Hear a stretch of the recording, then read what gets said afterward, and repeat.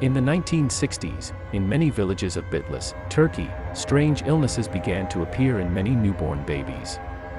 Some babies were born without hands or feet, while others were born with one eye or covered in scales like snake skin. This situation created great fear and anxiety in the villagers. The villagers, who thought that these illnesses in babies were not just natural disabilities but a curse or a spell, entered into various discussions to solve this situation. While some villagers argued that this situation was a punishment from Allah, others began to think that it was due to evil spirits or spells. The desperate villagers began to search for a cure for the sickly babies. Families experiencing the same problems decided to come together and seek help collectively. During this process, the name of Belkıs, known for her witchcraft, began to be mentioned frequently. The villagers decided to go to Belkıs with their belief in her witchcraft skills and talisman work. It was said that Belkıs was known as a good person in the area and that she solved haunting cases. For this reason, the villagers set off, pinning their hopes on her. When the villagers go to Belkıs, they ask her to listen to them and tell them about the problems they are experiencing. Belkıs tells them that these events are a punishment for their sins and that she wants a child from each family to be brought to her. In this way, she states that she can find the source of the evil. She makes some strange requests from the villagers in order for this trouble to be lifted. One of these requests is that a pig be killed and its skin brought to her. She also demands that the blood flowing from the pig be drunk every evening.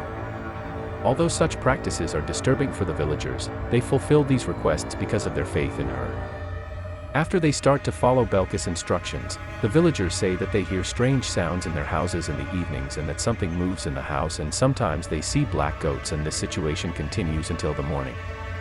In another incident, one night, the villagers set off towards Belkıs' house with a sickly baby. When they gather in the garden of the house, Belkıs welcomes them and they start to pray. Approximately 15 to 20 women gather around Belkıs with the Quran in their hands. Belkıs begins to recite verses while embracing the baby and draws Arabic writings and symbols on the baby. At this moment, something strange happens. A cold wind blows through the house and the lights begin to go out. The women hug each other in fear, while Belkıs' voice rises. At that moment, a black shadow appears in the corner of the room. This shadow moves quickly to the side of the cradle and disappears, taking the baby.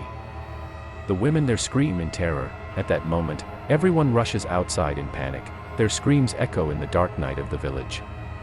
After this incident, the villagers do not want to go to Belkıs' house again.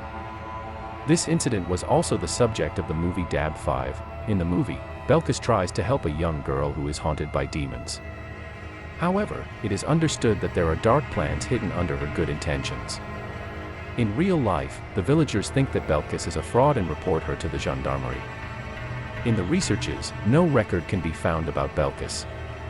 Neither her past nor her identity. The gendarmerie and the villagers who go to her house cannot find anyone in the house. The objects are covered with dust as if no one has ever lived in this house before. With the disappearance of Belkıs, the sick births in the village continue. The villagers try to go to Belkıs' house again, but no one opens the door. The gendarmerie cannot find any documents indicating that Belkıs is alive, and this situation leads to speculations among the villagers that she is a genie or an ifrit. The mystery of Belkıs from Bitlis, containing both fear and curiosity, over time, who she is and the facts behind her disappearance still remain unclear. This situation leaves deep marks in the lives of the villagers. After this incident, many people leave the villages and migrate to other places. This incident is still a subject of research today. In Islam, performing magic or having magic performed is considered a major sin. In the 102nd verse of Surah Al-Baqarah, it is stated that those who practice magic will have no share in the afterlife.